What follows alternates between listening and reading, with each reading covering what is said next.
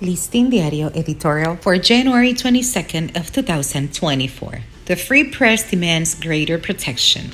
The draft reform of Law 6132, pending to be submitted to the National Congress by the executive branch, is the best antidote against threats or obstacles to freedom of the press and expression in the country.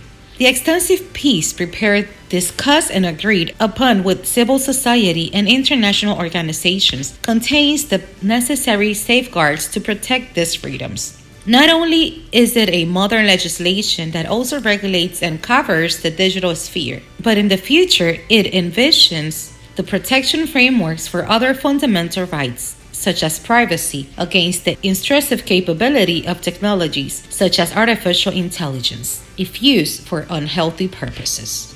Now more than ever, the country with its democracy, its social and political stability needs this new legal instrument to impose an iron fence on any initiatives or actions that tend to limit or suffocate freedoms of the press and expression.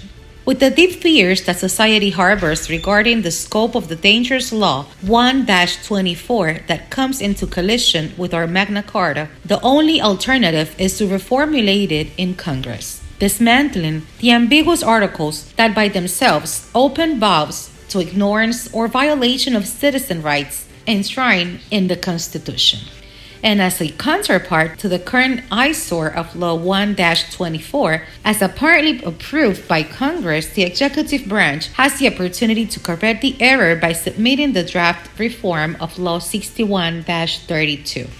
The announcement that the Dominican Republic had already agreed on this project was the decisive factor that led the Chapultepec Index of the Inter-American Press Association (IAPA) to grant the country the highest score in respect for press freedom and expression in Latin America back in 2023.